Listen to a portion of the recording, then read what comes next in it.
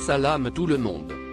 Si on ne part pas du principe évident que le darwinisme est une doctrine satanique, on n'arrivera pas à comprendre l'acharnement diabolique des darwinistes à vouloir éradiquer la religion.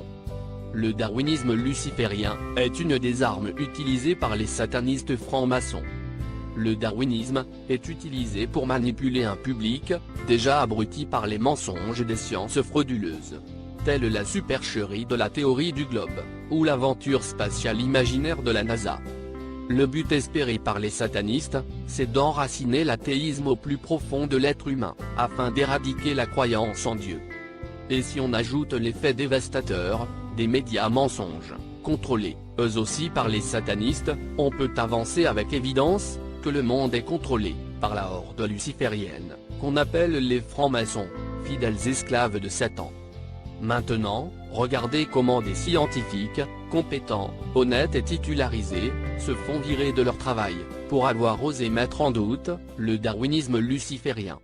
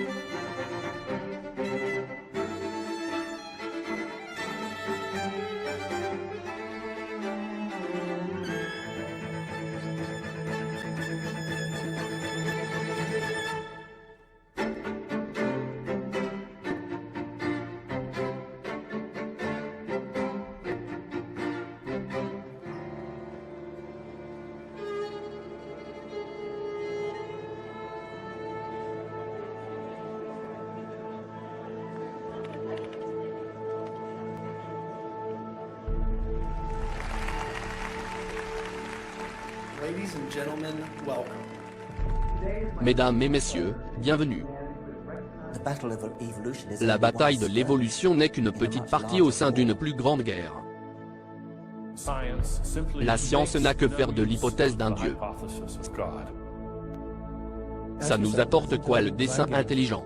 Rien. Nous ne pouvons accepter le dessein intelligent comme alternative de théorie scientifique. Ils n'accepteront jamais que notre argument est meilleur. Ils nous importunent et nous font perdre notre temps. Aujourd'hui, Ben va nous parler d'un sujet qui est devenu des plus importants pour lui ces dernières années. Ben a toujours été un ardent défenseur de la science. Ces dernières années, il a remarqué une tendance alarmante dans l'établissement scientifique qui pourrait avoir de graves conséquences pour tous les Américains. Sans plus attendre, je vous le présente et vous demande de l'applaudir chaleureusement. Voici Monsieur Bernstein. Merci. Merci. Merci beaucoup. Merci à vous tous. La liberté, c'est l'essence de l'Amérique. Nous chérissons la liberté d'expression, la liberté de réunion, liberté de la peur, et la liberté de la religion. Martin Luther avait dit, l'Amérique est essentiellement un rêve. Et il ajoute, que c'était un rêve de liberté et d'égalité. Et la liberté, c'est le chemin de l'égalité. Et l'Amérique ne serait tout simplement pas ce qu'elle est, sans la liberté. À chaque tournant de l'histoire, les décisions concernaient toujours la liberté. La liberté est ce qui rend notre pays si grand. La liberté nous a permis de créer, d'explorer, de surpasser n'importe quel défi en tant que nation. Mais imaginez qu'on nous prive de cette liberté. Ce serait comment? Qu'est-ce qu'on perdrait? Eh bien, malheureusement, je n'ai plus besoin d'imaginer. C'est en train de se passer. Nous sommes en train de perdre notre liberté. Nous avons perdu l'un des secteurs clés de notre société. La science. J'ai toujours pensé que la science permettait de poser n'importe quelle question, de faire n'importe quelle enquête, sans avoir peur d'être jugé. Mais récemment, j'ai été alarmé de découvrir que ce n'était pas le cas. Tout a commencé lorsque j'ai rencontré le biologiste évolutionniste Richard Sternberg à Washington, D.C. Sa vie a quasiment été ruinée dès qu'il a dévié de la ligne droite dans son boulot d'éditeur dans un journal scientifique affilié avec le prestigieux Musée national d'histoire naturelle de l'Institut Smithsonian. Votre bureau était là? Oui, c'est là. C'est à l'ouest du musée, juste devant nous. Alors maintenant vous n'y êtes plus? Parce que vous êtes un vilain garçon? Non, je n'y suis plus. J'ai été exilé. Vous êtes un méchant garçon, pour avoir mis en cause le pouvoir. Quel est donc le crime commis par le docteur Sternberg?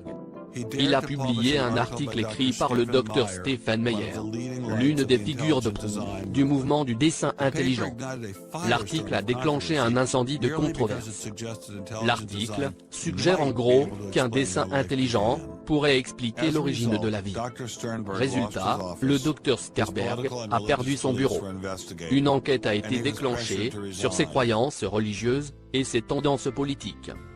Il a été ensuite mis sous pression et poussé à démissionner de son poste. Le questionnement du darwinisme était un point qui allait loin pour certains. La simple mention d'un dessin intelligent, qui n'est d'ailleurs évoqué qu'à la fin du papier, a fait un grand bruit. Et je pense que les partisans du dessin intelligent ont soulevé un nombre de questions vraiment importantes. Et vous vouliez que ces questions soient évoquées et discutées? Oui, et qu'elles soient mises sur la table. Les darwinistes sont entrés dans une rage folle à cause de ça. La rage défigurait leur visage. On voyait clairement leur physique se déformer par une réaction émotionnelle terrible. Il disait que le docteur Stephen Meyer était un chrétien notoire, et qu'il était partisan du dessin intelligent, et qu'il appartient au parti républicain. C'était un conglomérat de religion, de politique et sociologie. La façon dont le recteur du département a présenté la chose, c'est que j'étais vu comme un terroriste intellectuel. Un terroriste? Oui, parce que sortir le sujet du dessin intelligent est suffisant pour faire chuter votre crédibilité. Renvoyé. Ce qui est arrivé au docteur Sternberg est terrible. Mais était-ce un cas isolé? C'est sûr que non. J'étais donc assez sceptique, tout naturellement. Je suis donc allé vérifier à la tête de la Société des sceptiques, Michael Shermer. Je ne peux donc pas prouver si Dieu existe, ou Yahvé, dans votre cas. Comme je ne peux pas prouver qu'il n'y a pas d'Isis, d'Apollon, de Brahma, de Ganesha, de Mishora, ou un quelconque Dieu. Réfléchissez à ça, pourquoi les extraterrestres ressemblent à ça? Ce sont des bipèdes. Le scepticisme n'est pas une position que vous prenez. C'est juste une méthode d'approche. Celui-là, qui a pour titre « Aux confins de l'univers ». Ah, quand la science rencontre le non-sens. Est-ce que le dessin intelligent est un non-sens? Eh bien, ce n'est pas prouvé. Donc, dans un sens, c'est du non-sens. Tout le monde devrait être autorisé à pouvoir parler et publier sur le sujet. Ils sont libres de publier ou d'être écoutés publiquement, comme de faire des conférences, comme tout le monde le fait. Oui, mais qu'est-ce qui se passe si quelqu'un publie quelque chose et déclare qu'il est en faveur du dessin intelligent? Eh bien, sa personne est soumise alors à une enquête au peigne fin. Et quoi qu'il n'ait rien à se reprocher, il perd quand même son job. Je pense que dans cette situation particulière, il y a quelque chose d'autre pour lequel il a été renvoyé. Quoi par exemple? Je n'en sais rien. Je pense qu'il y a autre chose. Mais si vous retroussez les manches, vous allez au boulot pour vous décarcasser, et qu'ils vous disent, vous serez viré, si vous mentionnez les mots « dessin intelligent ». Qu'est-ce qui se passe? Je ne pense pas que ça se passe de cette façon. Université de George Mason. Avec ses 50 ans d'histoire, notre mission est toujours claire. Préparer un public divers en étudiant, à penser et à grandir. Dans un climat radieux de liberté académique. Le docteur Caroline Crocker, dont la carrière universitaire était prometteuse, a vu sa vie ruinée subitement. Et cela, pour avoir seulement prononcé les mots « dessin intelligent » dans sa classe, en cours de biologie cellulaire. Mon superviseur m'a invité dans son bureau. Il a dit, je vais devoir vous discipliner, pour avoir enseigné le créationnisme. J'ai dit que j'avais juste mentionné le dessin intelligent sur quelques diapos, mais je n'ai pas enseigné le créationnisme. Quoi qu'il en soit, vous devez être discipliné. Et à la fin du semestre en cours, j'ai perdu mon boulot. Cette prof appréciée, en plus d'avoir perdu son job, s'est vue alignée sur une liste noire. Ainsi, elle ne pourra plus jamais exercer son métier nulle part. Partout où je postulais un emploi, je suis rejeté, et généralement sur place. Depuis que ceci est arrivé, et du fait que mon nom apparaît sur Google, quand j'envoie mon CV, j'obtiens un rendez-vous. J'en ai même obtenu beaucoup. Malheureusement, je n'arrive pas à décrocher un emploi. Je ne leur parle pas de mon péché scientifique. J'ai juste essayé d'enseigner ce pourquoi l'université est faite. C'est-à-dire la liberté académique. Renvoyé. Il n'y a rien à apprendre en neurochirurgie, sur lesquels nous travaillons, si vous partez d'une origine accidentelle concernant le cerveau. Il n'y a pas que les biologistes qui subissent les rafles des darwinistes. Le neurochirurgien, Michael Egnor, avait écrit dans un essai, à l'attention des étudiants des écoles supérieures, qu'il n'était pas nécessaire pour les futurs médecins, d'apprendre l'évolutionnisme. Les darwinistes ont aussitôt, vite réagi pour exterminer cette nouvelle menace. Beaucoup de gens, sur beaucoup de blogs, m'ont écrit des mots vulgaires. Il y a eu beaucoup de commentaires très méchants. D'autres personnes ont suggéré qu'on appelle l'université où je travaillais, pour demander si on ne pouvait pas me mettre à la retraite. Quand j'ai rendu public mes doutes sur la théorie darwinienne, j'ai réalisé qu'on ne peut pas émettre de critiques sur l'évolution. Ce qui m'a vraiment abasourdi, c'est le côté vicieux de cette sorte de bassesse. Renvoyé. Je suis comme qui dirait, un vieux de la vieille. Je suis titularisé. Et je suis académiquement correct. Mais ce qui arrive aux gens, en ce moment en Amérique, à cause de ce goulag scientifique, est terrible. Apparemment, le professeur Mark n'était pas aussi à l'abri qu'il le pensait. Après cet entretien, et quelques mois plus tard, l'université de Baylor a fermé son site web de recherche. Dès qu'ils ont découvert un lien entre son travail et le dessin intelligent. Afin de récolter des fonds, vous devez vous soumettre à la pensée unique. Donc vous vous définissez comme laboratoire, groupe, des trucs comme ça, pour gagner leur considération. Dans toute mon expérience universitaire, je ne suis jamais allé voir un supérieur pour demander quelque permission que ce soit, pour créer un quelconque labo. Donc, le fait qu'une seule personne prenne la décision pour fermer le site, m'a sidéré. Je n'en reviens pas. On ne m'a jamais traité de la sorte. En 30 ans à l'université. Ferme ta gueule. Sale bête. Je pense qu'il n'y a aucun doute sur la cause de tout ça. C'est le travail que je faisais sur ce qu'on pourrait appeler le dessin intelligent. Renvoyé. Le darwinisme est un sujet très sensible pour les gens. Si vous prononcez les mots « dessin intelligent » dans une pièce, vous créez une bagarre entre les universitaires. Espèce de créationniste. L'astronome Guillermo González s'est retrouvé sous une salve de critiques par l'Université de l'État de l'Iowa, à cause de la publication de son livre, dans lequel il argumente que l'univers est l'œuvre d'une conception intelligente, et sa carrière brisée.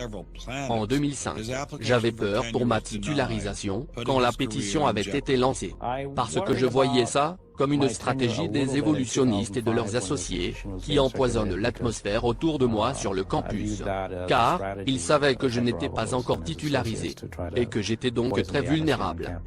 Je sais que j'aurais obtenu ma titularisation si je n'avais pas fait de travail professionnel sur le dessin intelligent. Le Dr González a-t-il un conseil pour les scientifiques qui souhaiteraient suivre son exemple? Eh bien, s'ils veulent assurer leur carrière, ils doivent taire leurs idées sur le dessin intelligent. Renvoyé. Nous savons qu'il y a des moments et des endroits pour être silencieux, et d'autres pour faire du bruit si l'on veut. Pouvez-vous nous montrer? Bien sûr. Les garçons et les filles, faites voir au monsieur comment vous faites pour garder le silence. C'est la façon qu'il faut pour que vous appreniez à la fermer. À côté de ces scientifiques qui osent se montrer à la caméra, nous en avons rencontré bien plus, qui n'osent pas montrer leur visage, par peur de perdre leur emploi. Vous vous servez d'une perspective, du dessin intelligent pour faire aboutir vos recherches. Mais vous n'êtes pas autorisé à en parler en public. En fait, il y a vraiment un accord, pour ceux qui ne veulent pas prendre le risque de sortir des passages cloutés. Vous savez ce que vous devez gommer, et ce qu'il faut penser de telle ou telle chose. Par exemple, si j'écris « dessin intelligent », ils entendent « créationnisme » ou « droit religieux ». Ils entendent aussi « théocratie ». Le dessin intelligent a été supprimé de manière systématique et sans pitié. Mais d'un autre côté, nous ne voulons pas qu'on apprenne à nos enfants des mensonges. Il est temps de demander à l'établissement scientifique ce qu'il trouve de mauvais dans le dessin intelligent. Les gens du dessin intelligent ne sont pas d'authentiques scientifiques. Le dessin intelligent, c'est du tapage. C'est juste de la propagande. La seule chose intelligente là-dedans, c'est de l'avoir appelé comme ça. C'est vraiment très stupide. Tout le monde sait que l'éducation de la science en Amérique est effrayante. Mais ce dont on n'a pas besoin ces temps-ci, c'est du dessin intelligent dans les salles de cours. Présenter le dessin intelligent, c'est freiner le développement éducatif. Mais j'aimerais savoir comment tous ces animaux ont pu coloniser la Terre des millions d'années avant l'homme, alors que la Bible dit que la Terre a été créée en seulement 6 jours. Ce n'est pas seulement l'enjeu éducatif du dessin intelligent qui concerne les scientifiques. Beaucoup suspectent que le mouvement cacherait un agenda beaucoup plus large. Le dessin intelligent est un panel d'excuses pour forcer le retour du créationnisme dans les salles de classe. Si vous autorisez le dessin intelligent dans les classes aujourd'hui, demain on aura des classes de prière. Une nation soumise à Dieu. Y a-t-il d'autres plaintes? Pouvez-vous imaginer autre chose de plus ennuyeux? L'ennui scotché aux idées du dessin intelligent est suprême. C'est tellement ennuyeux. Je ne voudrais pas perdre mon temps avec ça.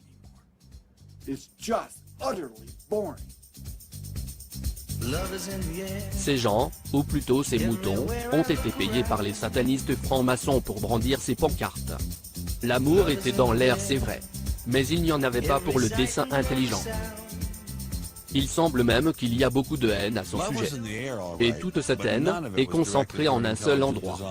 Les gens de l'Institut de la Recherche, Discovery Institute, ceux-là, travaillent sur le dessin intelligent. C'est du joli, mais il n'y a rien à l'intérieur. Le Discovery Institute est un moulin à vent de propagande. C'est une institution qui a été conçue pour pomper du fric chez les investisseurs religieux, afin de recycler l'histoire de la création en une version laïque, compatible pour les écoles.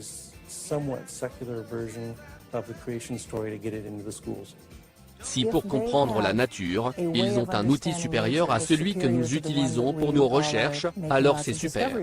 Montrez-le nous.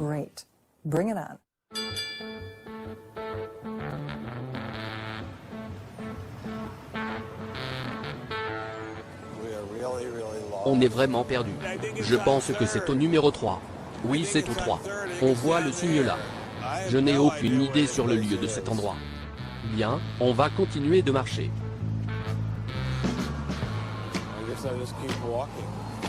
Savez-vous où se trouve l'Institut des recherches?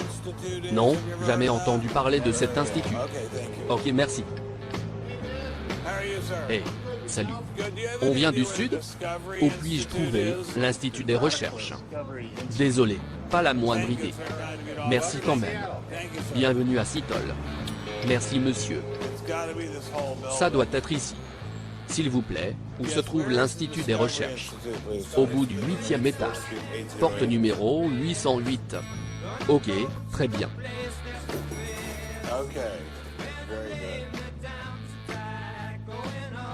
Ah, finalement on y est. Ah, on vous a trouvé. Bruce Chapman? C'est moi-même. Bonjour. Je suis Weinstein. Heureux de vous rencontrer. Absolument. Vous n'avez que cet étage, ou en avez-vous d'autres? Non, on n'a que celui-là. Vous n'avez que ça? On vous fait plein de misère pour un aussi petit bureau? Je croyais qu'on allait découvrir le Pentagone. Nous sommes le petit garçon qui dit que l'empereur est nu, et qui n'avait pas de grosse organisation non plus.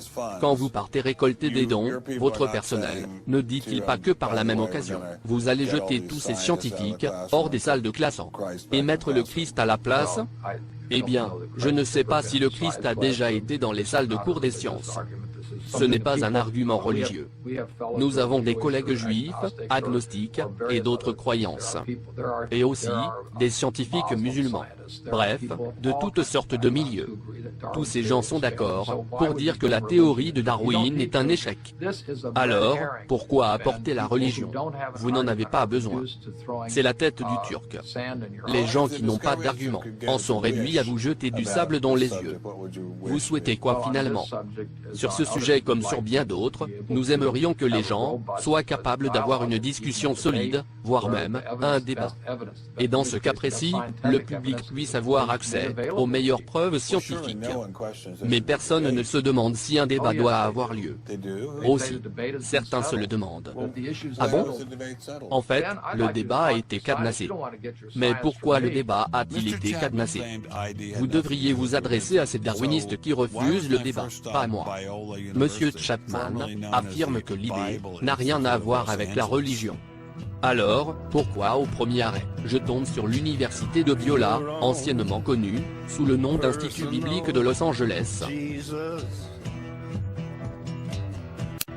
Someone to hear your prayers, someone who cares. Your own personal Jesus. Someone to hear your prayers, someone who's there.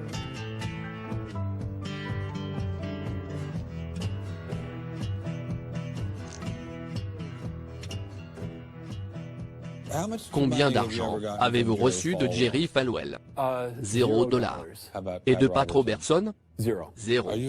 Êtes-vous un ministre religieux? Non. Prêtre? Non. Pasteur? Non. Catéchiste? Non. J'ai fait un cours du dimanche une fois. Cette histoire n'a pas encore été réglée? Eh bien, il est amusant de constater que les questions auxquelles on ne répond pas sont toujours là. Cette question est chargée avec toutes sortes de bagages politiques.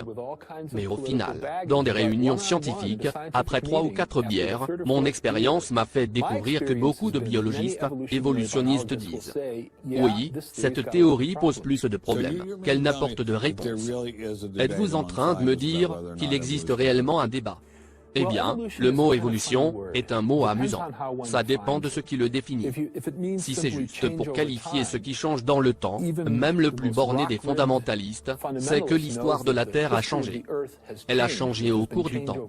La définition de l'évolution précisément. Elle dit que l'ancêtre commun de toute la vie sur Terre a pour origine un ancêtre unique. Et cela, à travers des mutations indirectes et l'appui de la sélection naturelle. Ça n'a jamais été prouvé. Pourtant, c'est bien la définition du néo-darwinisme dans les livres scolaires. Oui, Mais le problème du dessin intelligent, c'est du créationnisme chauffé à blanc. Non, ce n'est pas du tout ça. Le créationnisme est mal compris. Ça commence avec la Bible, et on se demande comment faire coller la Bible avec les données de la science. Dans le dessin intelligent, ce n'est pas ça. Le dessin intelligent, c'est l'étude des motifs dans la nature, qu'on explique mieux comme étant le résultat d'une intelligence. Pour les partisans du dessin intelligent, c'est Dieu, le créateur. Pas nécessairement. Le dessin intelligent, c'est une concertation scientifique à minima, qui se base sur la possibilité de détecter une causalité intelligente. Le docteur Nelson n'avait pas l'air d'un fou. Mais, je continuais de suspecter que l'idée n'était rien d'autre que du créationnisme réchauffé.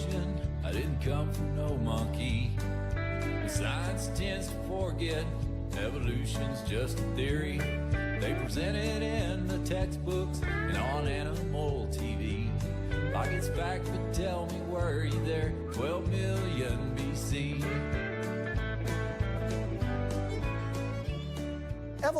L'évolution, envisagée dans un dessin intelligent, est parfaitement envisageable. Dans le sens où on se demande comment la conception est implémentée. Mais est-ce qu'il existe un concepteur? C'est ça le problème. Est-ce que ces mécanismes de matériaux, comme la sélection naturelle, sont-ils adéquats? Sont-ils adéquats pour expliquer toutes les choses que nous observons en biologie? Nos arguments affirment que ce n'est pas le cas.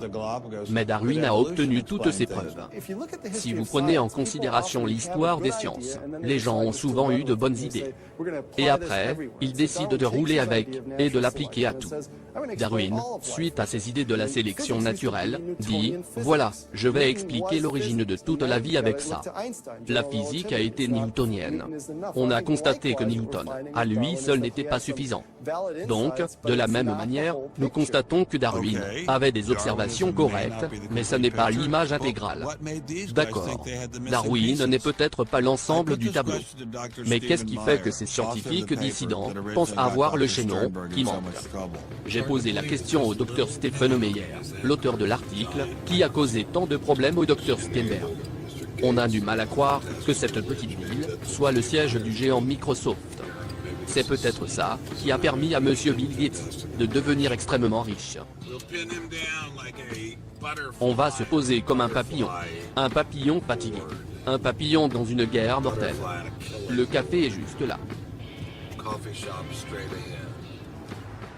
Newton a été enterré dans le carré des génies, à la baie de Westminster, n'est-ce pas? C'est exact. Oui, Darwin est également enterré à Westminster. Darwin aussi? Ils sont côte à côte? Oui. Et vous aussi, vous êtes à Redmond, dans un petit immeuble qui ne paye pas de mine, n'est-ce pas? Et apparemment, vous êtes un type extrêmement intelligent. Mais comment osez-vous défier ces enterrés dans le carré des génies, à côté de Newton? Eh bien, ça peut paraître culotté, mais c'est ce que les scientifiques sont censés être. Quand j'étais à Cambridge, l'un de mes superviseurs nous conseillait souvent de faire attention aux sons d'applaudissements d'une seule main. Ce qui veut dire que s'il y a un argument d'un côté, cela suppose qu'il y a un autre argument de l'autre côté.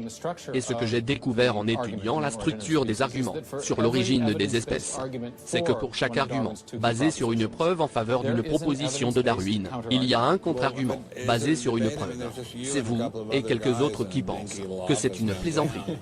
Ou d'un côté, les facultés et les plus grandes universités du monde, de l'autre. Parlant avec un grand uniforme et d'une voix autoritaire? Oui, c'est ça. Dans tous les cas, le débat ne doit pas être établi par le nombre. Il ne doit être établi que par les preuves et les arguments. Pendant que j'étais au pays de Bill Gates, le docteur Meyer m'a conseillé d'aller voir le biologiste moléculaire Jonathan Wells. Il vous traite de quoi? De créationniste. Et vous leur répondez quoi? En général, je n'ai jamais l'opportunité de répondre. Qu'est-ce qui vous retient personnellement ici? D'abord, j'aime la science. Et je pense que la façon dont le darwinisme a corrompu et tordu les preuves est mauvais pour la science. Les autres scientifiques vous diront de la fermer, si vous aimez la science. Parce que ce sont des missiles que vous balancez sur la science. Je fais donc trembler les pièces maîtresses, je comprends leur colère dans ce cas. Pourquoi? Parce que les preuves ont été tordues pour échafauder une théorie bidon. Les darwinistes sont mauvais joueurs à ce point? Peut-être que changer de coin me donnera une perspective plus fraîche. la rue, tout est vidé. J'ai cru que tous les deux, sur le ciel bleu, nous serions très heureux.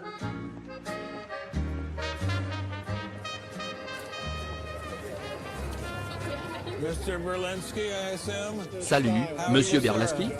Oui, c'est moi. So where are you from? D'où êtes-vous? Originally? Je suis né à New York, 31 ans à Manhattan. Oui. Yes. Et j'ai aussi passé beaucoup de temps en Californie. Dites-moi, dans quelle université étiez-vous et où avez-vous enseigné? J'ai été à Princeton. J'ai enseigné à la Stanford, à la Rutgers, au City College de New York et au Baruch College. Vous enseignez quoi? Au collège de Baruch. Tout ce qu'il voulait. Allez entrer. Waouh, un vieil immeuble. C'est le plus vieux de Paris. Vous plaisantez? You're kidding. Merci monsieur. Ah, Je vous en prie. Merci. Waouh, c'est fabuleux. Wow, this is fabulous. C'est une question très différente. Ce qui me vient en premier à l'esprit, concernant la doctrine darwinienne, c'est l'image d'un vrai bordel. C'est comme entrer dans une pièce en fumée. Rien dans cette théorie n'est défini précisément, clairement, attentivement et délimité. Il manque les rigueurs les plus élémentaires exigées en physique mathématique. Et en physique mathématique, il manque déjà la rigueur exigée en maths pure. Donc, ce qu'on constate, c'est une descente progressive du niveau d'intelligibilité. Et cela avant d'arriver à la biologie évolutionniste. Bon sang, on ne sait même pas ce qu'ils entendent par espèce. Donc cette théorie n'est que fumée. Une fumée bien présentée. Il y a une certaine élégance. Il y a l'expression d'Einstein, mais lui, il laissait l'élégance à son tailleur. Une pièce remplie de fumée. Ce n'est pas ce que j'ai entendu de la bouche d'éminents évolutionnistes comme Richard Dawkins. L'évolution est un fait. C'est un fait établi, aussi sûrement que n'importe quel autre fait que nous avons en science. Richard Dawkins était tellement sûr que l'évolution est un fait et que Dieu n'existe pas. Il a consacré sa vie entière à prêcher l'évangile de l'évolution. Je suis un athée qui respecte le Dieu judéo-chrétien parce qu'il n'y a pas l'ombre d'une preuve en faveur de ce Dieu. Il est absolument correct de dire que depuis que la preuve de l'évolution s'est avérée absolument accablante, quiconque qui regarde de près ne peut pas en douter. S'il n'est pas, disons, stupide. Donc, ce qu'il reste comme possibilité, c'est qu'ils sont ignorants. Et la plupart des gens qui ne croient pas à l'évolution sont en fait des ignorants. Mais les personnes avec qui j'ai parlé n'étaient pas des ignorants. C'étaient des scientifiques hautement diplômés. Donc, il doit y avoir quelque chose d'autre en jeu. Vous pensez donc que toute la théorie de l'évolution n'est que foutaise? Ou du moins certaines parties? Eh bien, je le répète, évolution est un mot qui est là pour endormir les gens. Je dirais plutôt que des changements mineurs arrivent au sein des espèces. Darwin n'a pas écrit un livre en précisant comment les espèces existantes ont changé avec le temps.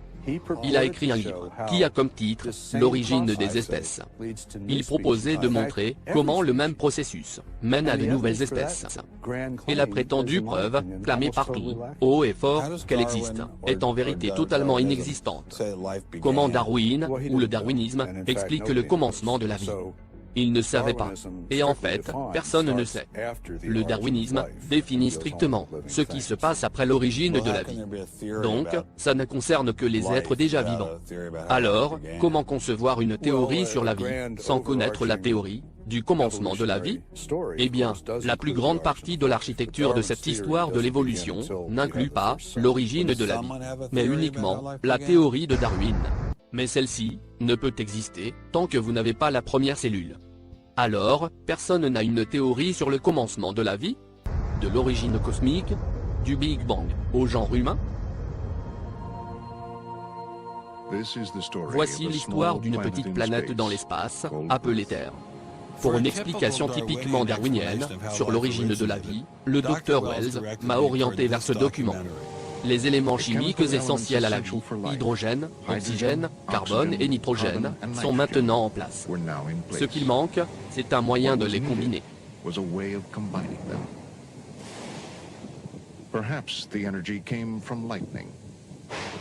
Peut-être que l'énergie venait des éclairs. Quoi que ça pouvait être. Pardon? L'énergie s'est débrouillée pour combiner ces ingrédients chimiques, juste dans le bon ordre. Je m'attendais à un raisonnement plus scientifique. L'idée la plus populaire est que la vie a émergé d'une soupe primordiale. En 1953, Stanley Miller a pris des quantités de méthane, d'ammoniac, de l'hydrogène. Il a ensuite mélangé tout ça avec de l'eau, afin de simuler l'atmosphère originale.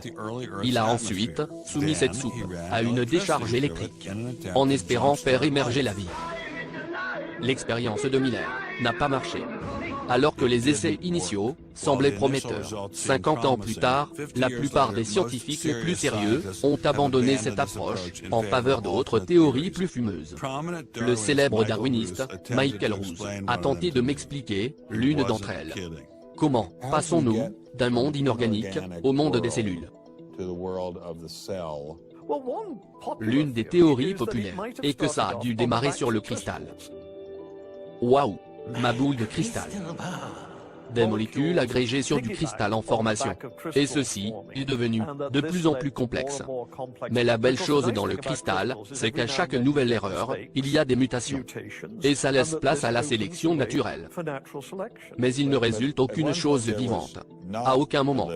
Et après on a une chose vivante? Mais je viens juste de vous le dire. Je ne vois aucune raison qui pourrait empêcher une chose très simple de passer à une chose plus complexe. Moi non plus. Pas de problème. Mais comment passer de la boue à une cellule vivante? C'est ça ma question. Je vous ai dit. Je ne vais pas répéter à nouveau. Sur le cristal? Sur les cristaux. Donc, si je comprends bien, c'est votre théorie. Et vous pensez que ça tient la route? Mieux que ce que propose le dessin intelligent? Oui, je le pense. Ben ne parierait pas un jeton sur le choix du cristal proposé par le Dr Ruse. Mais ça m'a fait quand même penser à un truc. Il y a combien de chances pour que la vie apparaisse d'elle-même? On a spéculé qu'il faudrait probablement un minimum de 250 protéines pour fournir des fonctions vitales. Si c'est la vérité, alors c'est quasiment inconcevable que la vie ait pu apparaître étape par étape. Ok. Donc, la forme de vie la plus simple nécessite au moins 250 protéines pour fonctionner. C'est quoi alors votre problème? Le casino de la vie. Bienvenue au casino de la vie. Établissement vieux de 4 milliards d'années. Qui veut tenter sa chance pour gagner? Moi, je veux bien essayer. Qu'est-ce que je gagnerais? Regardez ça. La toute première cellule organique du monde. Ça vous tente? Cette cellule de protéines parfaitement alignée pourrait vous appartenir. Maintenant prenez la manivelle. Waouh, j'ai gagné. Tina, dis-lui combien de fois il doit réussir pour gagner le prix. 250 fois. Et toutes dans l'ordre correct. Mais c'est impossible. On a déjà entendu ça. N'est-ce pas, Richard? Vas-y, Mère Nature, fais ton œuvre. Stupide machine, je te déteste.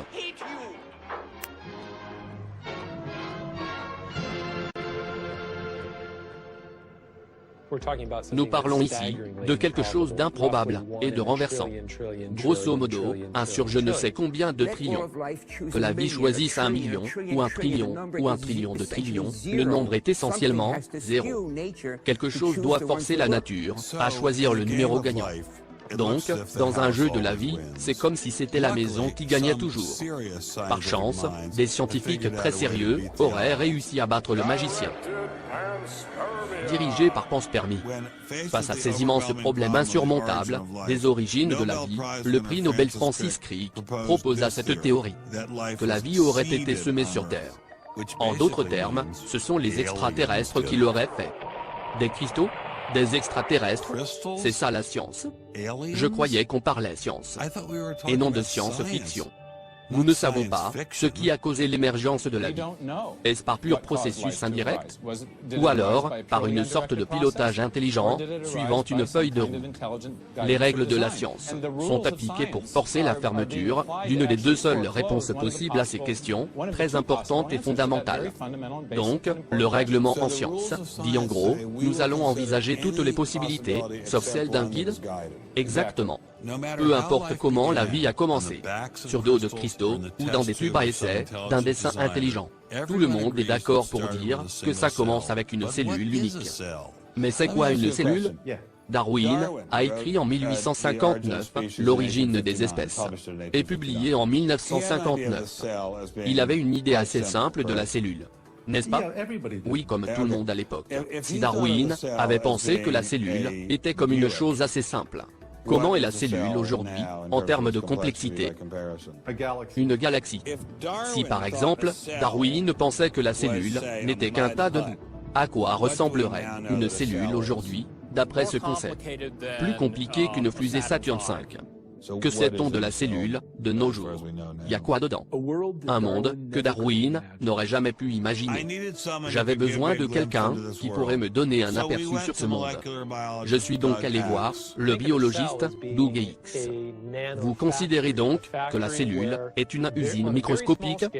Une usine où à une très petite échelle, des instructions digitales sont utilisées pour fabriquer les composants de l'usine. Ici, nous avons la fameuse double hélice de l'ADN. Vous pouvez voir ces deux brins entortillés, qui sont verrouillés l'un sur l'autre, sur l'extrémité de la molécule.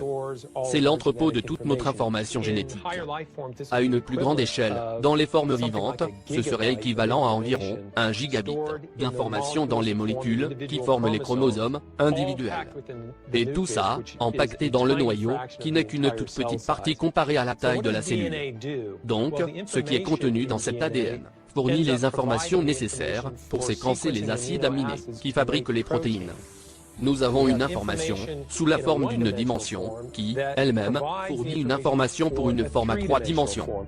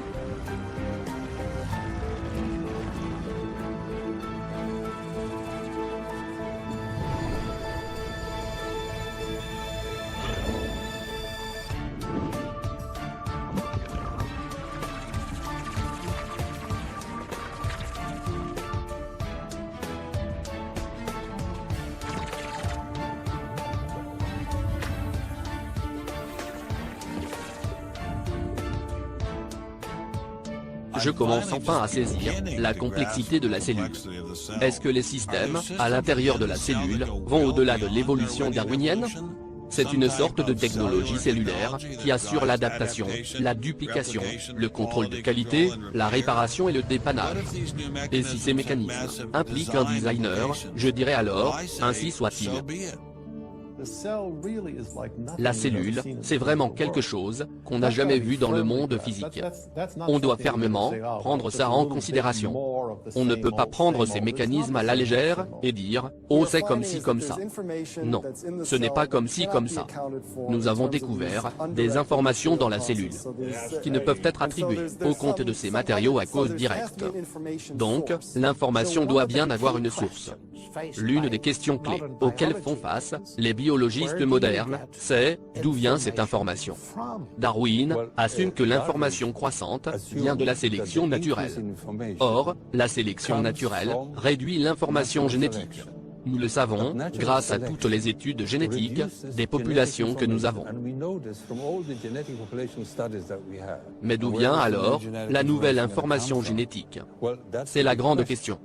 Alors, l'explication la plus vraisemblable de la présence de cette information dans l'ADN est qu'elle provient d'une source intelligente. Pour comprendre ces systèmes complexes, nous avons besoin d'user des principes d'ingénieurs.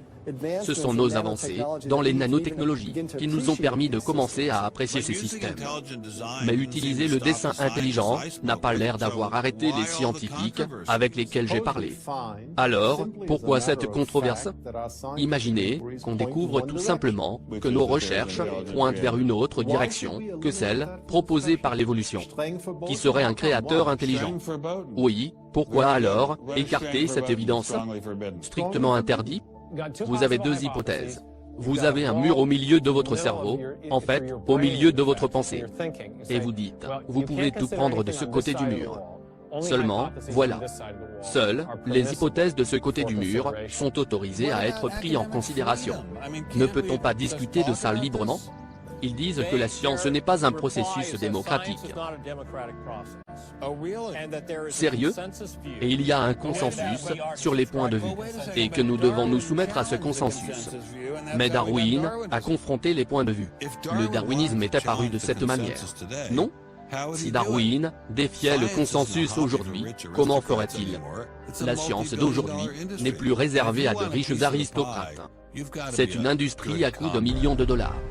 Donc, si tu veux un morceau du gâteau, t'as intérêt à être un bon camarade. Et les idées scientifiques, comment arrivent-elles au peuple? Chaque idée doit être inspectée pour être sûr qu'elle est sans danger. Toute théorie doit passer à travers une série de barrages douaniers. D'abord, l'université. Rentrer dans une controverse au sein de l'université pourrait être dangereux. Peu de gens le savent mieux que le député Mark Souder.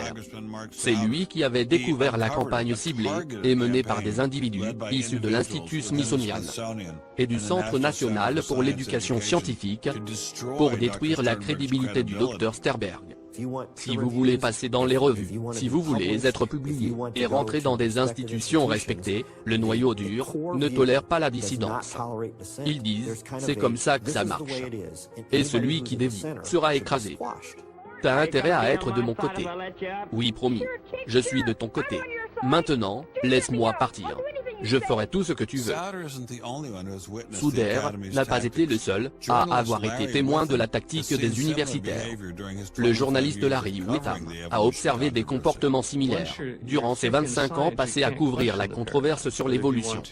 Si vous êtes connu dans le domaine de la science, vous ne pouvez pas remettre le paradigme en question. Si vous voulez obtenir des autorisations ou des postes à haute responsabilité, ou si vous voulez une récompense pour avoir promu l'éducation publique scientifique, vous ne pouvez pas remettre le paradigme en question. On ne peut pas laisser les gens former leur propre opinion. Cette histoire d'ouverture d'esprit n'a aucun sens. Pourquoi donc l'établissement scientifique a-t-il si peur de la liberté d'expression? Oui, il y a cette peur. Si le moindre aspect de l'évolution est scruté de près, il y aura un dévoilement. Qui êtes-vous? Je suis le grand et puissant magicien d'Oz. J'ai eu des entretiens avec des douzaines et des douzaines de scientifiques. Quand ils sont entre eux, ou quand ils parlent à un journaliste en qui ils ont confiance, ils discutent de complexité incroyable, ou de biologie moléculaire en crise. Mais publiquement, ils ont peur de dire ça.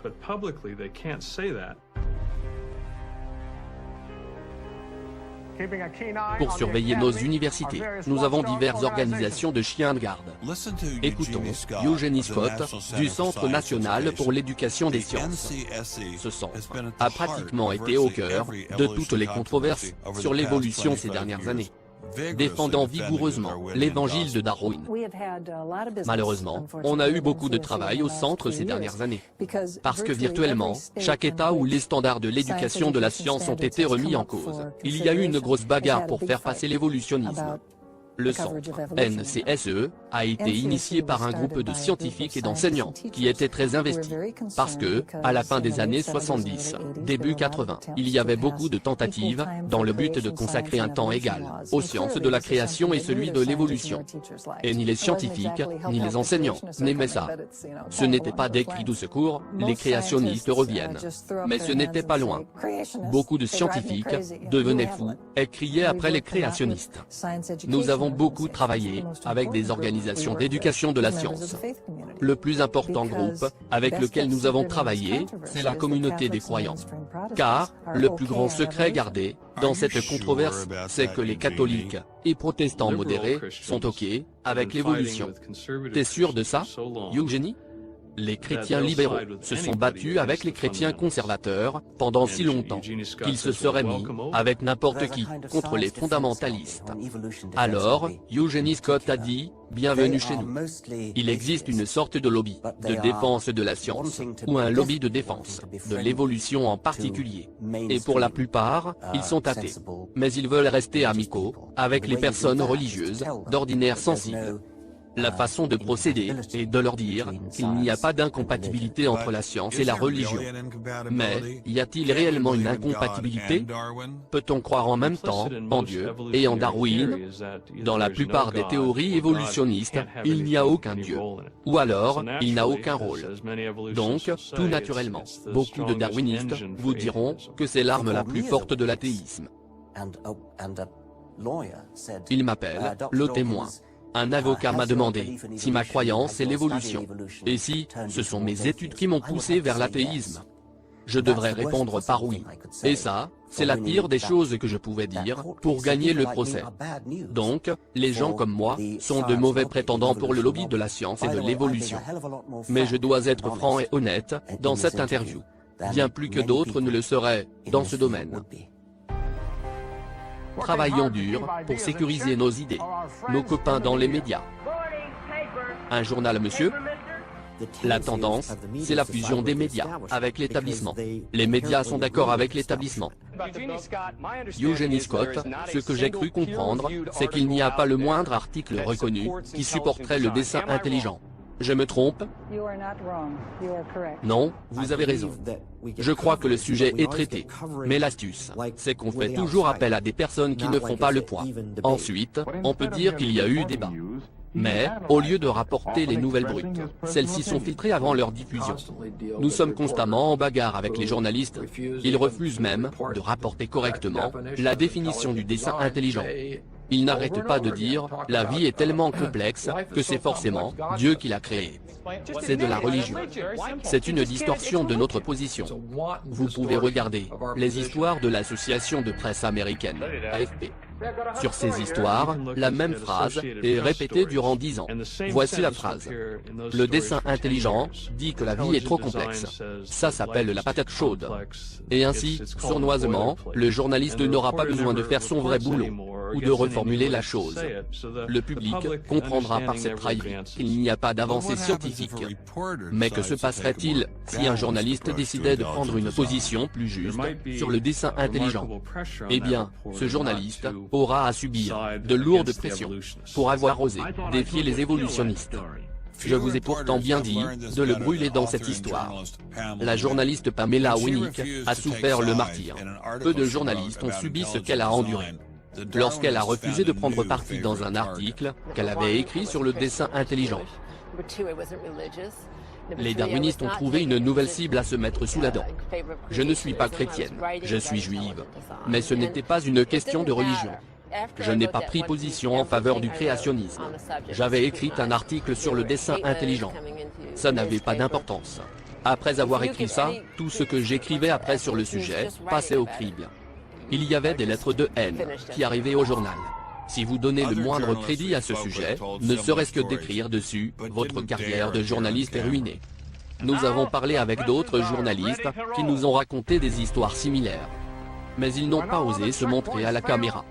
Et maintenant les presses sont prêtes à rouler. Si tous les barrages ont échoué, il reste toujours les tribunaux. Nous avons passé énormément de temps à essayer de prouver à la Cour ce que tout le monde savait déjà, soit que le dessin intelligent est une croyance religieuse particulière. Alors, qu'on pensait que les questions scientifiques étaient établies par des preuves. Et non, en traînant les gens devant les tribunaux, en les accusant. Comment ça se passe dans les autres pays sur ce sujet? Le docteur Marcin Giertych, un généticien populaire, qui représente actuellement la Pologne au Parlement européen, m'a éclairé sur ce sujet. La censure sur la possibilité d'enseigner la critique de l'évolutionnisme et a toujours été plus sévère dans votre pays, les États-Unis, qu'en Pologne. Pourquoi? Parce que dans votre pays, vous avez le politiquement correct. Ces problèmes sont traînés devant les tribunaux. Et la justice vous dit ce que vous devez enseigner ou pas. Nous voulons savoir ce que vous enseignez. Quels livres utilisez-vous? Comment vous profitez? Nous n'avons pas cette façon de décider sur les questions scientifiques en Pologne. On n'a jamais eu la justice impliquée. Vous êtes en train de me dire qu'en ce qui concerne l'enseignement de la science, la Pologne est académiquement plus libre que les États-Unis? Oui, je pense que sur ce problème précis de l'évolution, c'est la vérité. Mais comment se fait-il que la justice décide sur de tels sujets? Que penser de l'idée générale selon laquelle le dessin intelligent serait mort suite à ces procès en justice? Les procès en justice ne décident rien du tout. Si vous faites un parallèle avec le procès Scope, qui a gagné dans cette affaire? Ce ne sont pas les évolutionnistes. Dans le Tennessee, la cour d'appel a été demandée par les évolutionnistes. Et pour l'opinion de la population, Scope est un héros. Je ne sais pas si vous avez vu le film sur Scope. C'est un film basé sur une histoire vraie de simulacre de procès. C'est ce qu'on a aujourd'hui. Ces problèmes vont aller plus loin que n'importe quelle décision de justice. Le débat sur l'évolution a l'air d'aller plus profondément que ce qui est évoqué dans les procès. Ça va au-delà de la science. Pour générer un tel niveau d'hostilité, des idées doivent aller jusqu'à menacer le cœur de l'établissement darwinien. Le monde entier est aujourd'hui le théâtre de conflits morbides. C'est le défi des idées. Je suis Édouard Marou. Pendant un petit moment, j'aimerais voir avec vous le grand conflit de notre époque. Ceci demande l'attention absolue et l'implication de chacun d'entre nous. Ce conflit sur les principes de l'évolution est devenu une guerre des religions. Vraiment? Alors, ça n'a plus rien à voir avec la recherche scientifique. C'est une totale compétition entre antagonistes prêts à mettre tous les moyens à leur disposition. La situation a pris une telle envergure que beaucoup des plus grands apologistes de l'évolution ont arrêté de défendre le darwinisme pour se mettre plutôt à s'attaquer à la religion. Ils ont donc pris la décision de tuer le dessin intelligent dans son œuvre. Richard Dawkins en est le meilleur exemple. Son récent livre, L'illusion de Dieu, en est la preuve. Apparemment vendu à plus d'1 million d'exemplaires dans le monde. L'illusion de Dieu est l'œuvre que j'attendais depuis longtemps, pour lancer une offensive franche contre la religion. Pour moi, la science, c'est tenter d'expliquer l'existence. Et la religion aussi, et pour expliquer l'existence. C'est juste que la religion a la mauvaise réponse. Mais Dawkins a-t-il raison? La science et la religion sont-ils vraiment en guerre? Afin de saisir ce conflit qui est en cours, nous pouvons nous fier à un journaliste qui aura observé le conflit de ses propres yeux, avec la perception d'un observateur militaire entraîné. Professeur Alistair McGrath, Oxford, auteur du livre L'illusion de Darwin, a relié la réponse à ma question. Richard Dawkins a une vision charmante et très intéressante sur les relations entre science et religion. C'est de provoquer une guerre entre les deux. Et à la fin, une seule en sortira gagnante. Et ce sera la science. Voilà une vision très naïve. Elle est basée sur une représentation historique totalement fausse sur les interactions entre la science et la religion. Darwin a l'air de croire qu'une description scientifique est un argument anti-religieux. Décrire scientifiquement la façon dont quelque chose s'est produit n'explique pas tout. Et ce n'est vraiment pas le cas. Mais la question du but, de l'intention, la question du pourquoi est toujours là, sur la table. Je trouve que c'est une erreur catastrophique de laisser des énergumènes, comme Richard Dawkins, traiter des questions profondes en théologie, des questions sur l'existence de Dieu, de la nature, de la vie. Il n'a même pas étudié les disciplines impliquées dans l'enquête. C'est un philosophe médiocre, il n'a même pas les compétences élémentaires requises pour tester méticuleusement ses arguments. Un génie quand même. Non, plutôt un type très malin, un petit peu reptile, mais un malin. L'opposition des points de vue dans ce conflit ne repose fondamentalement que sur une vision différente de l'homme. Imaginez deux scientifiques divergents. Vous pouvez mettre de chaque côté autant que vous voudrez. Ils diront exactement des choses opposées. Donc, ce conflit scientifique n'a rien à voir avec le fait de croire ou pas en Dieu. Sinon, tous les scientifiques seront censés être des athées. C'est donc un conflit sur la vision du monde. C'est un conflit entre des scientifiques qui ont des visions différentes sur le monde. Vous avez deux explications, avec des preuves en compétition. L'un dit dessin et l'autre dit processus indirect. Les deux dimensions ont d'immenses répercussions, pro-religieux ou anti-religieux et philosophiques. Vous ne pouvez donc pas dire qu'une seule des deux théories est scientifique et que l'autre ne l'est pas. Tout simplement, parce qu'elles ont des implications. Les deux ont des implications. Les gens qui vous disent par exemple que la science fournit tout pour comprendre le monde. Ou au contraire, la science vous dit tout sur l'origine est faux.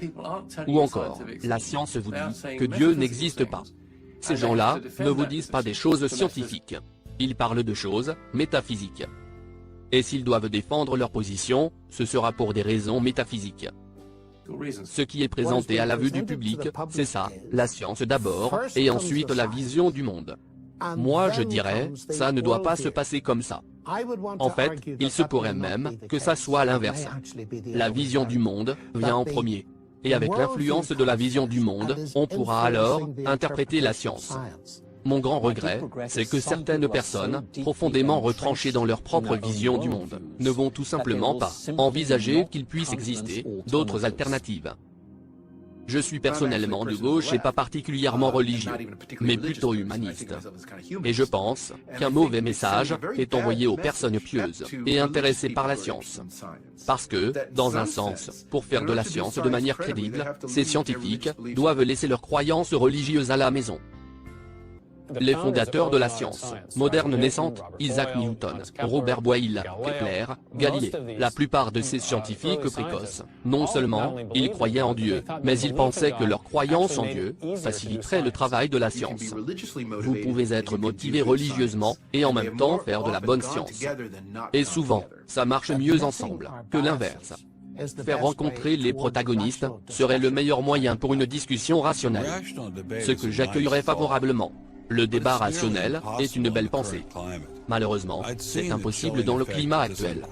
J'ai constaté que le questionnement sur la dévotion du darwinisme provoque un effet glacial dans le milieu de la science évolutionniste. Mais n'y a-t-il pas d'autres conséquences? Aucun Dieu? Aucune vie après la mort? Aucun autre fondement alternatif pour l'éthique? Aucun sens alternatif à la vie? Et aucun libre arbitre humain? Tout ça est profondément connecté à la perspective évolutionniste. Vous êtes là aujourd'hui, demain vous aurez disparu. C'est tout ce qu'il y a? Dr Will Provine, professeur d'histoire de la biologie à l'université de Cornell, nous a donné un autre aperçu perturbant sur l'issue du darwinisme. J'étais chrétien, je n'avais aucune idée sur l'évolution. Parce que son enseignement dans le Tennessee était interdit. Lisez votre Bible. Mais le professeur Provine a changé tout ça. Il a commencé à nous parler de l'évolution, une théorie où l'intelligence n'a pas lieu d'exister. Je me suis levé en lui disant, vous oubliez la partie la plus importante. Il me répond, si vous pensez la même chose à chaque instant, venez au tableau devant les élèves et dites-leur ce qui manque à l'évolution. Alors, j'ai lu ce livre attentivement. Je n'ai décelé aucune empreinte intelligente dedans. J'ai immédiatement commencé à avoir des doutes sur l'existence d'une quelconque déité. J'ai donc abandonné l'idée qu'il puisse y avoir une divinité ou une existence après la mort. Et dès que vous vous débarrassez de ces deux croyances, la vie devient assez facile. Et vous ne vivrez plus dans un espoir bâti sur des illusions. Finalement, il n'y a aucune liberté humaine. Si vous croyez en l'évolution, ne vous attendez pas à une volonté libre. Il n'y a rien à espérer, d'aucune sorte. La vie humaine profonde n'a aucun sens. Je vis, je meurs, et je disparais. Je disparais dans l'absolu quand je meurs. Le docteur Provine n'est pas étranger à l'idée de la mort. Il y a 10 ans, on lui a diagnostiqué une grosse tumeur au cerveau. Imaginons que ma tumeur revienne, ce qui est quasiment sûr. Je ne resterai pas là, comme mon grand-père l'a fait. Il est mort l'année dernière, du syndrome d'Adam-Oliver. Il souhaitait la mort désespérément, mais personne ne voulait l'aider à mourir. Moi, je ne veux pas mourir comme ça.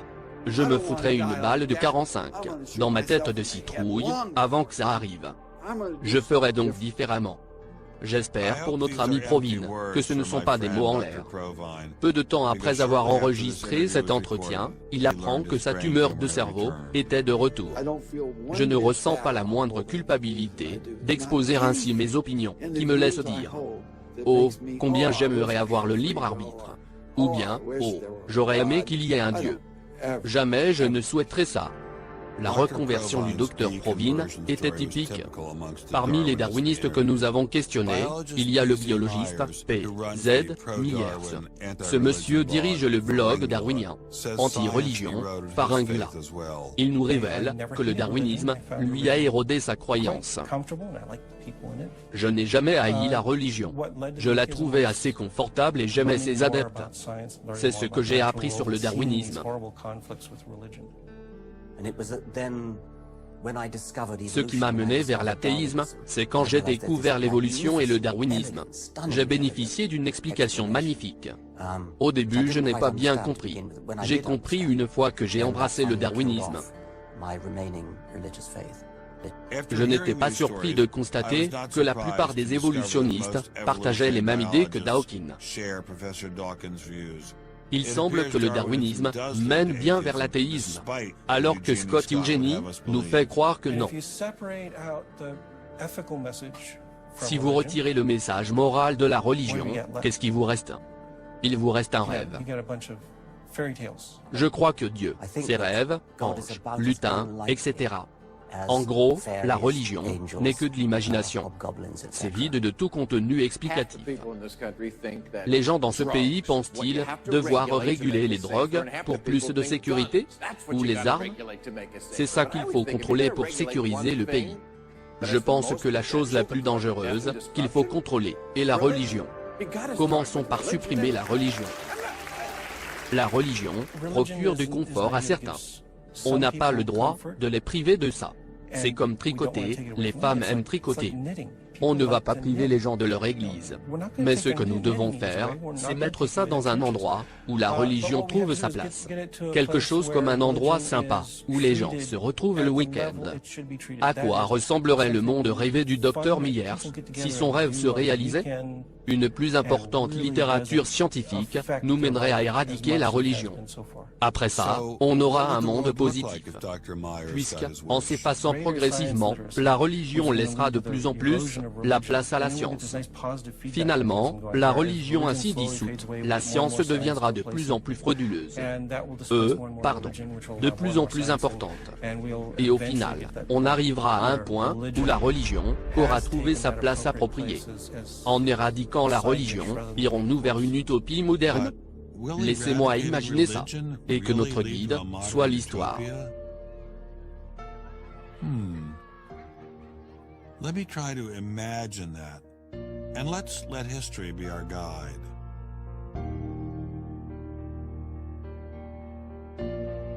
D'une certaine façon, Matthew Arnold évoque ça quand il parle du retrait de la croyance.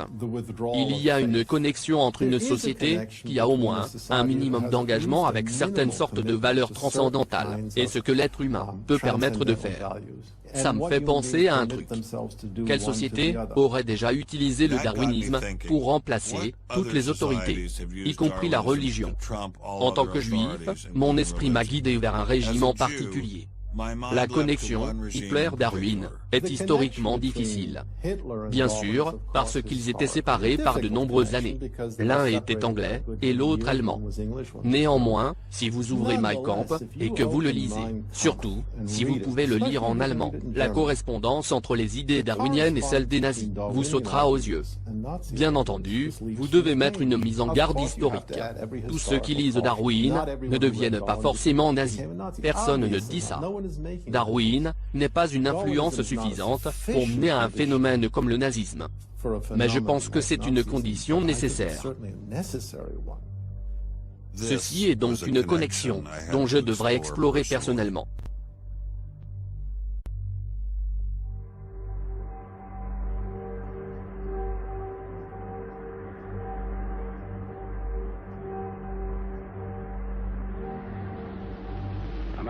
Des officiers américains arrivent à une institution nazie, saisie par les troupes de la première armée.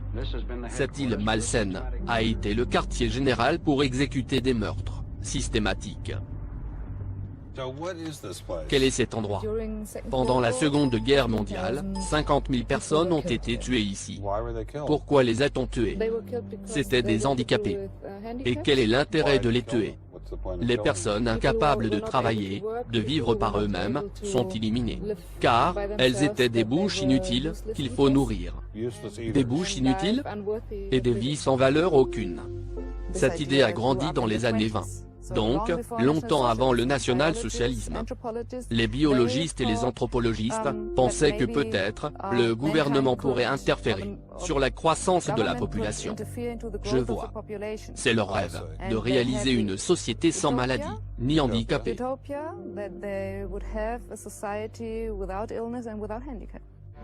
Tout ce qui est non viable, dans la nature, est destiné à périr. Les humains ont transgressé la loi de la sélection naturelle, la décennie passée. Nous avons non seulement supporté les formes de la vie inférieure, nous avons aussi encouragé leur propagation. La descendance de ces gens malades ressemble à ça. Des individus, plus vils que des animaux. C'était donc un concept darwinien ? Oui, absolument. Et aussi, un concept malthusien, antinataliste. Thomas Malthus, c'était un philosophe anglais, qui disait qu'il y avait un manque de ressources. Les nazis faisaient confiance à Darwin. Oui, les scientifiques allemands ne jurent que par lui. Les patients sont emmenés en bas, où des docteurs nazis décidaient alors entre ceux qui vivraient et ceux à exterminer. Il y avait aussi 15 infirmières. Infirmières et infirmiers. Les infirmières assistaient les médecins à tuer ces gens? Oui.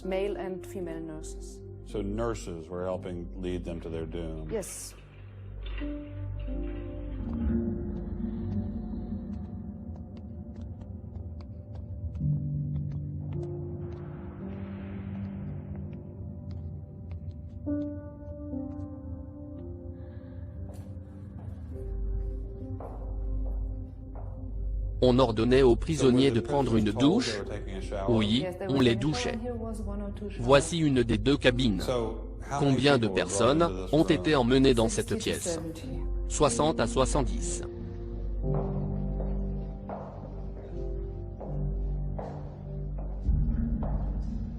C'est quoi ça?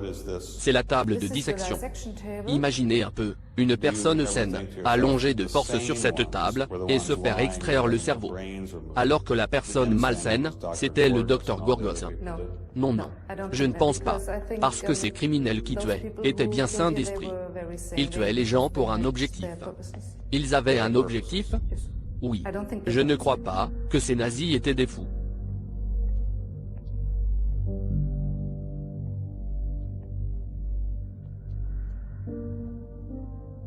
Il y avait 2 fours, pour incinérer les corps. Je vois. Ils tuaient environ 70 personnes. Par jour, c'est suffisant pour la besogne. Ils commencent leur tuerie lundi, et finissent le vendredi. Ils préservent leur week-end.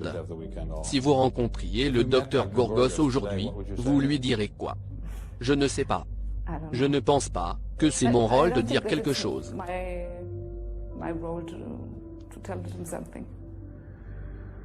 C'est difficile de décrire ce que l'on ressent quand on marche dans un lieu hanté comme celui-ci. Et de savoir que ces murs étroits, de pierre froide, furent la dernière image vue par les victimes. J'avais envie d'explorer plus profondément cette connexion. Alors, j'ai rencontré l'auteur du livre, de Darwin à Hitler, appelé Dr Richard Weikart. C'est Hitler, et beaucoup de ses adeptes, qui ont créé ce programme. C'étaient de grands fanatiques darwiniens. Ils voulaient particulièrement introduire le darwinisme dans la société. Ce que nous désirons pour la jeunesse de demain est différent de ce qui était désiré par le passé. Nous devons créer le nouvel homme pour que notre race ne succombe point. Ne succombe point au phénomène de la dégénérescence, si typique de notre époque moderne. Beaucoup de ces personnes, dont les années 20, qui mettaient en avant ces idées racistes, étaient considérés comme les leaders de la science. C'étaient des darwinistes, corps et âme, très dangereux, qu'il fallait prendre très au sérieux par leurs collègues universitaires. Mais ça ne voulait pas dire que tous les universitaires y croyaient. Parmi ces universitaires en pointe, y avait-il des Américains? Oui, il y avait plein d'Américains qui disaient des choses similaires. C'est peu dire que des Américains puissent dire de telles choses. En vérité, les Américains étaient les pionniers dans cette science appelée eugénisme. Ils pensaient qu'ils pouvaient assister l'évolution en stérilisant les prétendus faibles d'esprit, en leur interdisant de se marier. Les médecins sont conscients de l'histoire de cette science américaine du XXe siècle. Il y a de mauvaises sensations envers le darwinisme, à cause de l'eugénisme. L'eugénisme est une tentative de faire reproduire des humains. Ça a été le chapitre le plus noir de toute l'histoire de la médecine américaine. 50 000 personnes ont été stérilisées, sans compter les volontaires. Ces personnes ont été déclarées inaptes à se reproduire. L'eugénisme n'est pas juste une histoire. L'esprit du mouvement est toujours en vie. Margaret Sanger était à la tête du programme nommé « Parentalité planifiée ». Elle défendait l'eugénisme, d'une manière fanatique. L'expression « parentalité planifiée » veut dire « contrôle des naissances ». Et cela était adressé aux pauvres et aux classes sociales, de basse catégorie. Soi-disant, pour améliorer l'espèce humaine. De Hadamar, je me suis rendu à Dachau. C'est là où les nazis ont appliqué les idées de l'eugénisme, à grande échelle industrielle. Ce fut un camp de concentration en pleine fonction. Quel était l'objectif? Une partie fut réservée pour réprimer les ennemis politiques. Le reste, c'était pourquoi? Eh bien, au-delà de la répression des ennemis politiques, ce qui était l'objectif au tout début, est devenu progressivement pour réprimer les ennemis raciaux. Ces catégories s'interprètent parfois du fait que des ennemis politiques étaient considérés comme inférieurs biologiquement.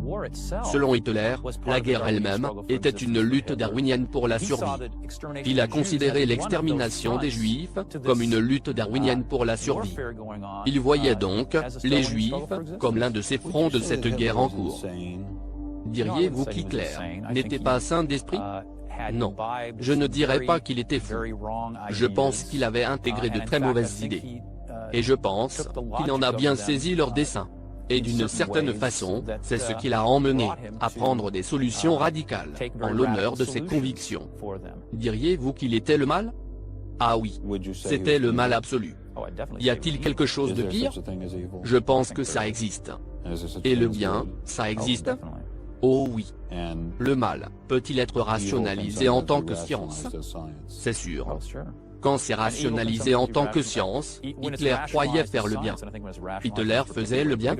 Oh, il pensait faire du bien à l'humanité, en faisant avancer l'évolution et en créant une humanité meilleure.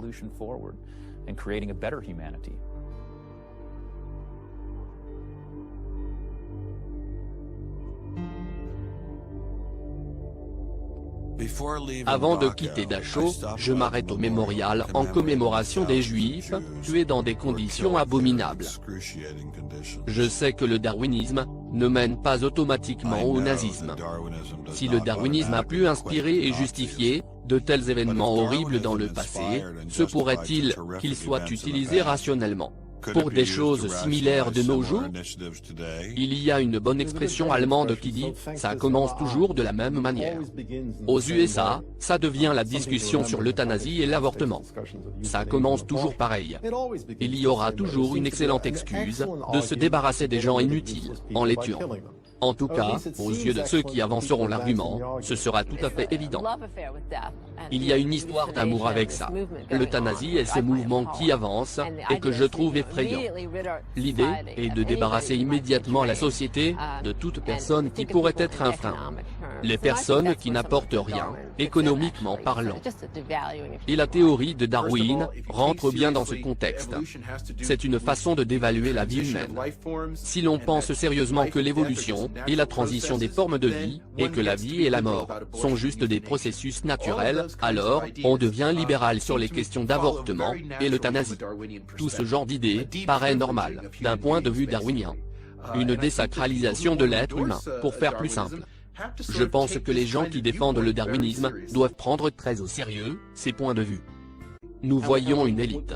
C'est une élite qui contrôle essentiellement toutes les ressources financières des sciences. Ces élites vous disent que la morale n'existe pas. Ils vous interdisent de lier la science à la religion. C'est l'essentiel de la politique officielle de l'Académie nationale des sciences. Ils vous obligent donc de ne jamais lier la science à la religion. Enfin, ce sujet est clos. Qu'est-ce qui va se passer s'il n'y a pas de réaction ? Pour l'instant, on ne fait qu'observer ce qui se passe. J'avais besoin de temps pour réfléchir. Alors, je suis allé sur le lieu où ces idées ont vu le jour.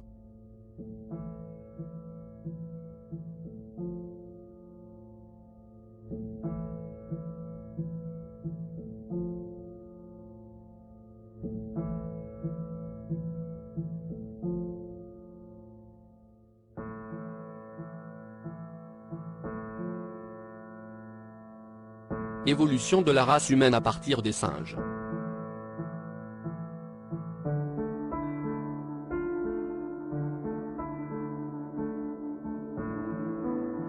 L'Antiquité de l'homme. Le surnaturel dans la nature. La religion du surnaturel. La nouvelle vérité et l'ancienne croyance. Le capital. L'évolution de l'homme.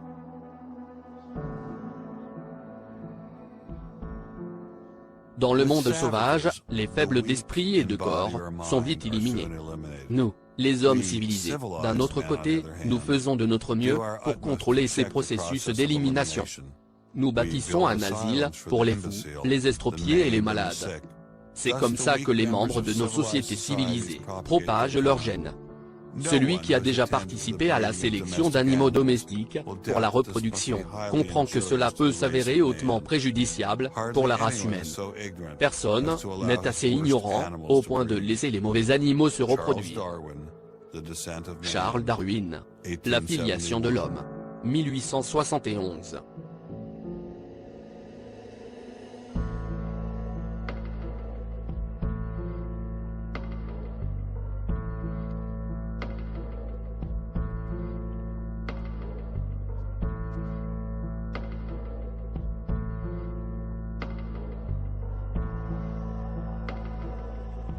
L'homme, est-il un singe ou un ange?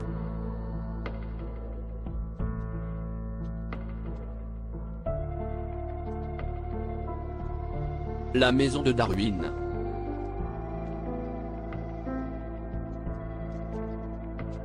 Notre place dans l'évolution.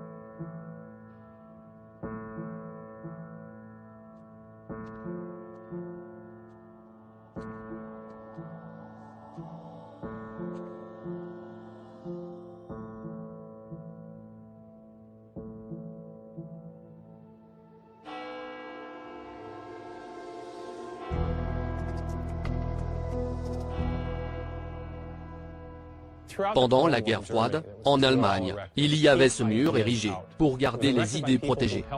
Il a été érigé par des gens qui avaient une idéologie, et qui étaient effrayés par la compétition d'autres idées, qui risquaient de venir se mélanger à ceux de leur société. Et ce que nous constatons aujourd'hui dans la science, est très semblable à ce mur. Il s'agit d'une stratégie, pour protéger une idéologie en échec face aux défis de la compétition. L'Amérique ne fait plus figure de grande nation, en s'opposant aux idées. Elle a pourtant évolué, grâce à l'autorisation de la liberté d'expression, et celle de se questionner. Thomas Jefferson avait raison de dire « Nous détenons ces vérités, comme évidentes, selon lesquelles tous les hommes sont créés égaux, et que ceci leur a été donné par leur Créateur, comme un droit éternel. » comme le sont la vie, la liberté et la recherche du bonheur. Des centaines de milliers d'Américains ont donné leur vie pour protéger ces valeurs. Malheureusement, ces valeurs sont menacées de nos jours. Il n'y a pas que les scientifiques qui sont renvoyés. C'est la liberté elle-même. Le rêve américain et son fondement. Le fondement même de l'Amérique. Si nous autorisons à ce que la liberté soit expulsée de la science, où cela va-t-il nous mener? L'établissement du darwinisme est tellement colossal et tellement retranché qu'il paraît impénétrable. Je ne pourrai jamais le faire tomber tout seul. Mais je pourrais au moins aller voir ceux qui ont expulsé ces scientifiques. Que diriez-vous à Eugenie Scott si elle était là? Je lui demanderai par quelle autorité elle et ses semblables se permettent de déclarer ce qui est scientifique et ce qui ne l'est pas. Il s'était autoproclamé martyr du jour. Il en a déjà eu beaucoup, le pauvre petit Rick Sternberg. On a essayé de voir avec les dirigeants du Smithsonian, mais je crois que c'est peine perdue. Nous sommes allés au Smithsonian pour voir des responsables. Mais c'est face à une porte close qu'on s'est retrouvés, comme pour le député Suneger.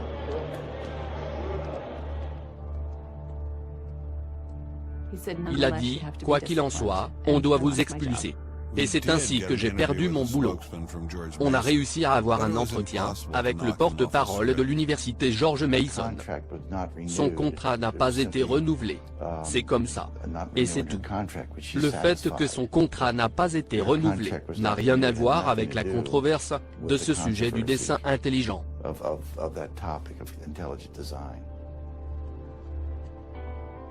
Je n'ai jamais été traité de la sorte en 30 ans d'université. À l'université de Baylor, on a eu droit à la même réception, hostile. Ils refusent de reconnaître que l'expulsion du Dr Marks est liée à ses idées scientifiques. Ça n'a rien à voir avec le dessin intelligent. Ce sujet n'a pas été évoqué. C'était un problème de procédure. Et c'est comme ça qu'on décide. C'est rigolo, parce que ce n'est pas ce que Ben Kelly pense du Dr Marks. Interview Évolution et Intelligence Design. Fermez son site immédiatement. Je ne mélange pas ma religion avec la science.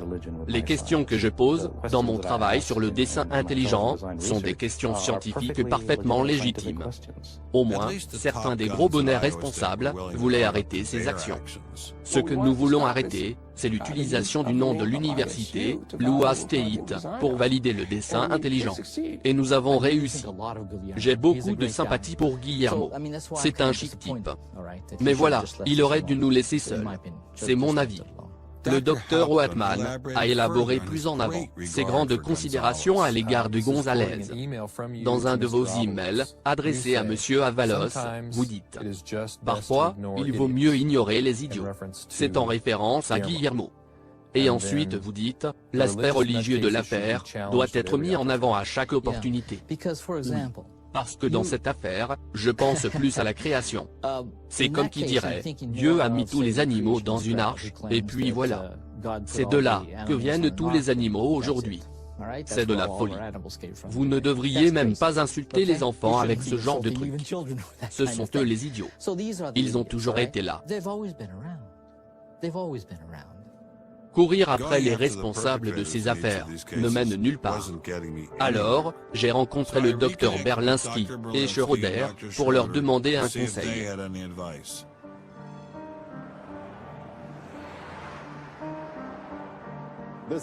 Il y a une frontière à ce que la science est prête à accepter actuellement. Je crois que ça correspond à ce mur qui tombe. Est-ce que les Berlinois souhaiteraient voir le mur tomber ? Voire si possible, de faire une brèche dans le mur qui permettrait aux universitaires de poser ces questions fondamentales, et que ces questions seront permises même pendant les cours de sciences.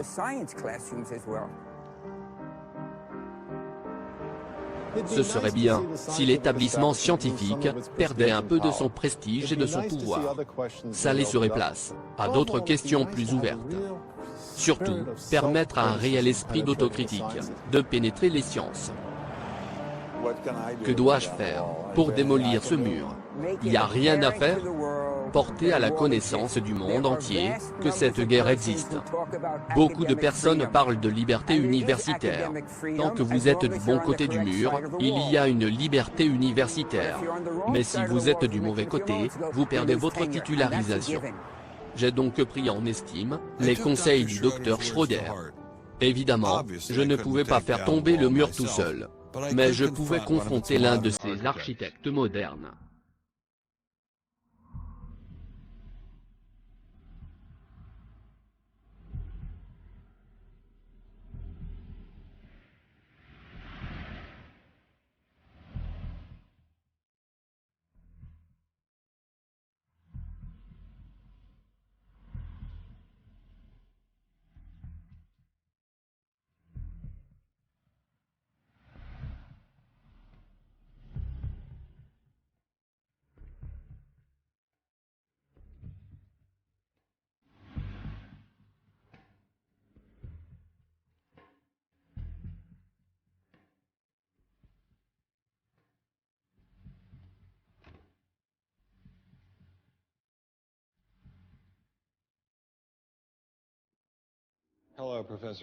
Bonjour professeur Dawkins.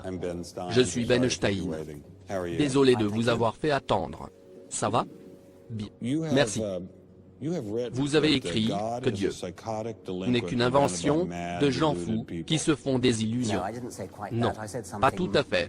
J'ai dit des choses mieux que ça. Vraiment? Dites-moi. Je dois lire dans le livre. Je vous en prie. Attention, les termes prononcés à l'encontre de Dieu par ce sataniste franc-maçon sont tellement immondes, haineux des plus nauséabonds, qu'il nous est pas possible de les répéter en français. En bref, ce sataniste a craché une merde de mots, à faire tomber KO tous les dictionnaires du monde. Merci de votre compréhension. C'est ce que vous pensez de Dieu? Oui. Et que pensez de ceux qui croient en un Dieu d'un amour et d'une gentillesse infinie, de pardon, de générosité, un peu comme le Dieu moderne? Alors, pourquoi vouloir blesser ces gens-là? Pourquoi ne pas les laisser avoir ce qu'ils souhaitent? Non, je ne veux toucher quiconque avec quoi que ce soit. J'ai écrit un livre que les gens peuvent lire s'ils le désirent. Je crois que c'est une chose libératrice que de se libérer des superstitions primitives. Vous pensez donc que le fait de dire qu'il n'y a aucun Dieu libère les gens? Quand les gens laissent tomber Dieu, ils ressentiront un grand sentiment de relâchement et de liberté. Donc, d'après vous, la religion est une superstition primitive? Oh oui, ça l'est. Qu'est-ce qui vous fait croire ça? Quels sont vos doutes en tant que scientifique? Dawkins avait l'air tellement convaincu de l'inexistence de Dieu. Je lui ai demandé alors s'il pouvait me donner un pourcentage sur sa certitude. Eh bien, c'est dur de donner un chiffre, mais je dirais que je suis sûr à 99%. Pourquoi 99 et pas 97? Attendez, vous me demandez de chiffrer? Je ne suis pas à l'aise pour chiffrer ce nombre. Je pense juste que c'est de cet ordre. Mais vous ne pouvez pas chiffrer. Non, bien sûr. Donc, ça pourrait être 49%. Je pense que c'est plus ou moins, mais c'est loin de 50%. Comment vous le savez? Je ne sais pas. Je donne un argument dans mon livre. Alors, qui a créé les cieux et la terre? Pourquoi utiliser le mot qui? Vous sous-estimez la question immédiatement avec le mot qui. Mais il y a bien quelqu'un qui l'a créé? Eh bien, c'est des processus très lents.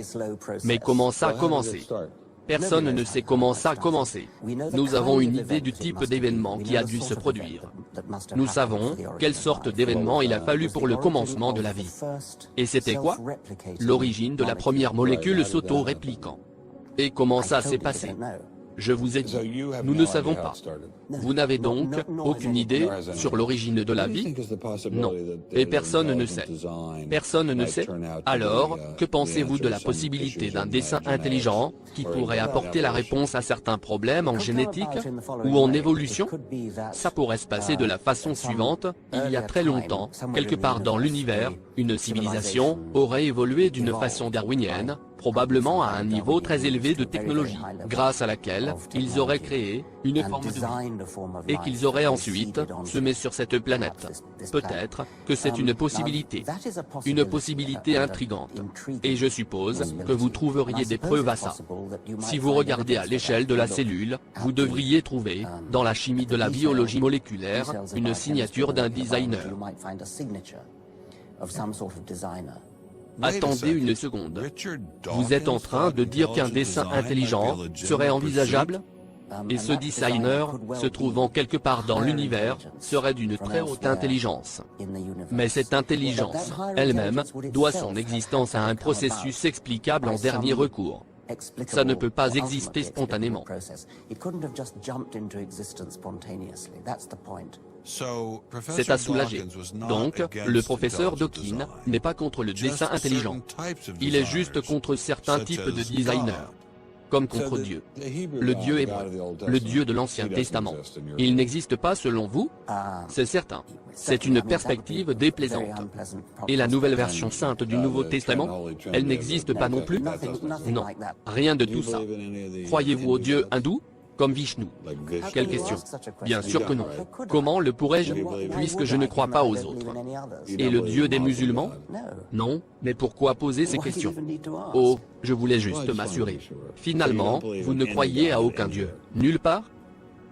Oui, aucun Dieu. Nulle part. Ce serait complètement incompatible avec ce que je viens de dire avant. Je prends note. Je voulais juste savoir si vous ne croyez pas à un quelconque Dieu. Eh bien non. Imaginez qu'après votre mort, vous arrivez devant Dieu, et qu'il vous dise, « Regarde ce que tu as fait. J'ai essayé d'être gentil avec toi, je t'ai fait gagner plusieurs millions de dollars avec un livre. Et regarde ce que tu as fait ?»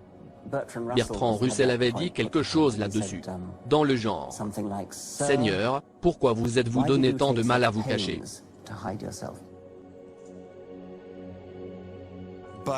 Si le dessin intelligent a raison, Dieu ne se cache pas. On peut même découvrir Dieu à travers la science, si nous avons la liberté de nous le permettre. Qu'est-ce qui pourrait être plus intriguant que cela?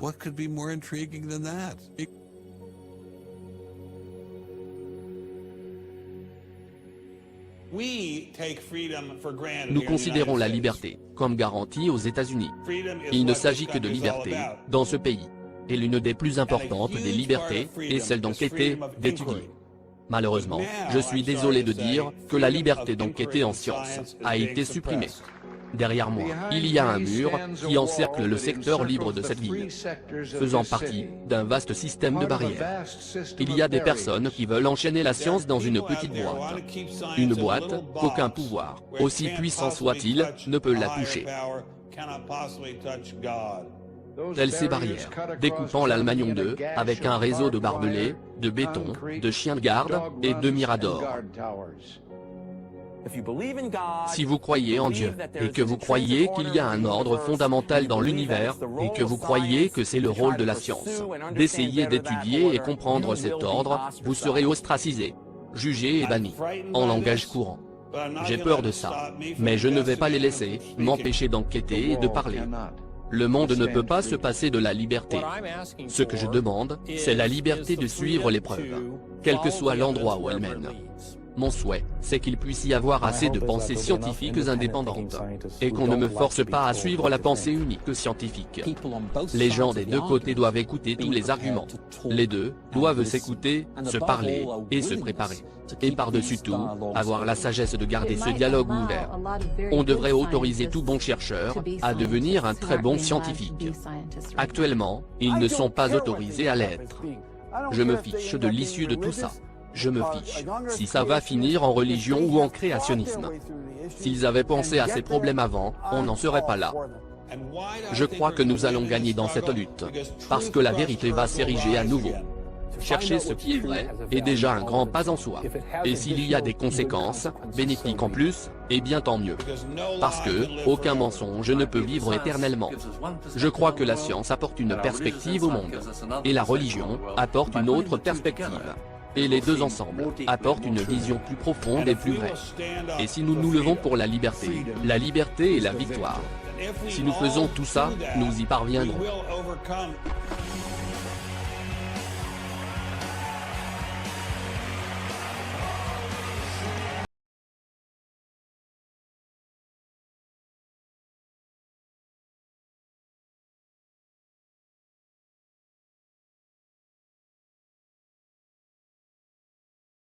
J'ai déjà fait un premier pas en parlant de ce problème.